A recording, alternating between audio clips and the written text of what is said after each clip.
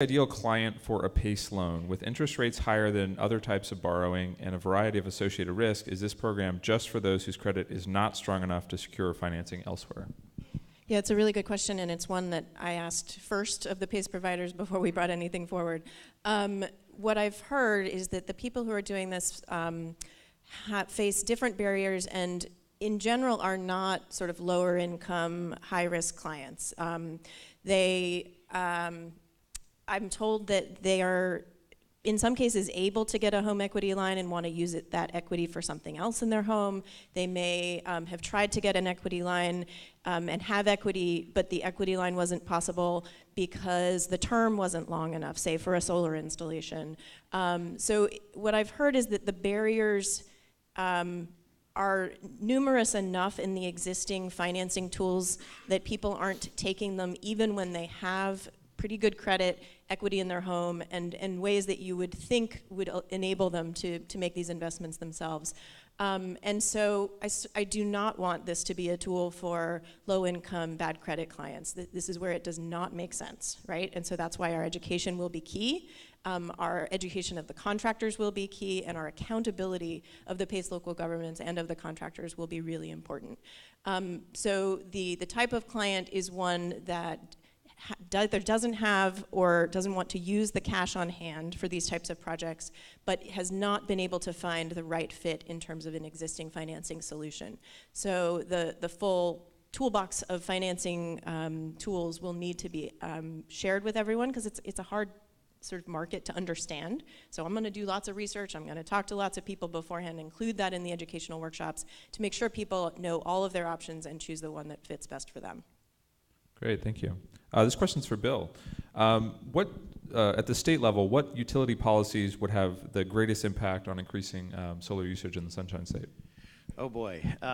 Well, probably, the single biggest thing that we've got right now is that we do not allow power purchase agreements in the state of Florida. How many people know what a PPA is? Okay, so I need to explain that. So a power purchase agreement is basically an arrangement where you have a third party that comes in and installs the solar array, and they actually own and operate that system and sell the electricity as it's generated to the end user. So for instance, if it was a household, I would, my company or whatever would come in, we would install the system for no cost up front, and you would just buy the electricity as it's generated on your rooftop. Those structures have been used in a number of other states and have really led to the explosion of solar in places like California, New Jersey, North Carolina.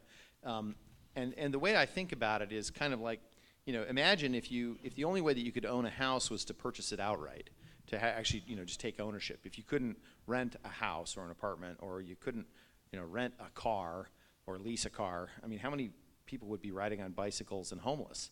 We would have a lot of that, right? And so we need these novel structures, these financial structures, to be able to open these markets up, because the reality is that solar is a big investment. There's no question that it's a big investment up front.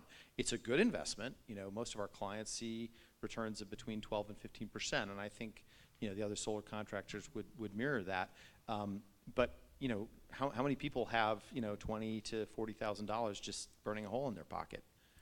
So we need these other types of structures to be able to do that. And that's really been something that the utility companies, unfortunately, have resisted very strongly. Gotcha.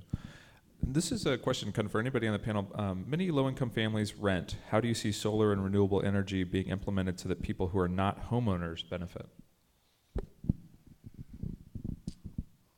I think, again, you have to look out of state to see some examples of how this is working. One model is called community solar, and that has actually some different expressions, but in one of those expressions, you could have, for example,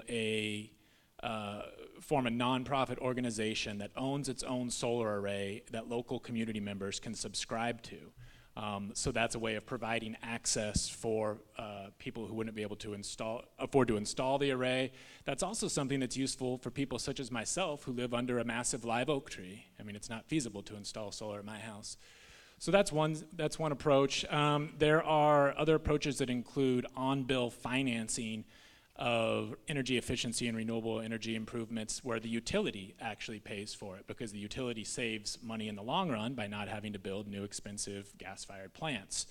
So there are some approaches, but it's a major challenge right now, and if there aren't specific structural interventions to address it, what you're going to see is, in most cases, the people that will be able to transition to solar are those who can afford to transition to solar, and we're going to have what some commentators are calling a green divide, where more affluent families can buy in, and you'll have others who are on the outside of that.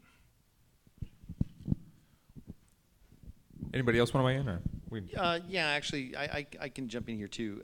The technical term for the community solar kind of structure, the financial structure is actually called virtual net metering. So the idea is that you get credit on your bill for the subscription amount of solar that you have bought into, and you can apply that on your own electrical bill at your house.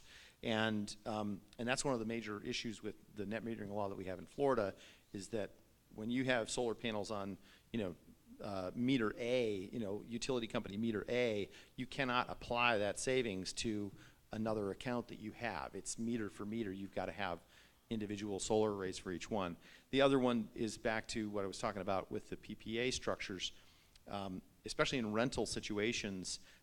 You can't, in most rentals today, if you actually look at the electrical infrastructure, they have individual electrical meters for each apartment in the apartment complex. And so the building owner cannot put in a single large solar array and then sell that energy back to his own tenants. That's actually against the law in Florida today.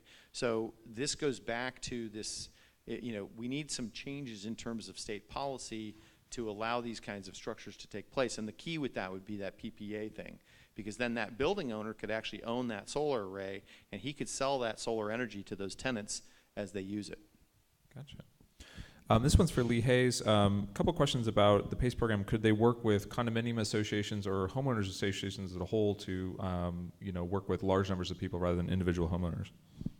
Yeah, so I am currently talking to a group of condo associations, and we are going to work through that together. I've asked the PACE providers, and they do have a history of working with condo associations, but it gets complicated about who owns what. So the outdoor section of a condo is owned by the association, and they don't pay the property taxes. So unless the association gives the ownership to the individual unit owners, they can't put it onto their assessments. So we're going to work through those complications, because particularly in parts of our community, there's a lot of condo associations we could reach a lot of residents very quickly. We just have to figure out those legal implications. And the homeowners associations are easier, because the single-family homeowners own their properties outright. It's just an issue of communicating through the homeowners associations to get the word out about these opportunities. So same thing that was offered by Sean. If you all have a homeowners association that would like to learn more about this, I'm certainly available to come and talk to them about the opportunity and explain the pros and cons that way. And for Bill, a couple questions about the battery technology you mentioned. How long do the solar batteries last? What happens when they're retired? Are they disposed of in landfills? Is that an issue for sustainability going forward? That's a great question. In terms of how long they last, the lithium-ion technology, it's a lithium iron oxide technology. The Tesla battery has a 10-year warranty, which, if you think about just kind of traditional lead acid batteries, most of those have, you're lucky to get a year's warranty out of those. And part of the reason they can do that is because the battery systems nowadays have a lot of intelligence and kind of management features that are built in on top of the layer of the actual physical battery. So for instance, the Tesla battery has its own liquid-cooled thermal management system. It's also got its own state of charge management system. And it's constantly looking to maintain the health of that battery to maximize the lifespan. In terms of recycling, lithium is, I think, second or third most common element in the Earth's crust. And so it's a pretty common thing. There's not a tremendous amount of recycling going on right now, just because there's not a huge volume of material that's being, end-of-lifed. But I think, just like with solar panels, eventually we're going to develop a full recycling capability within these industries. Terrific. Thank you guys so much.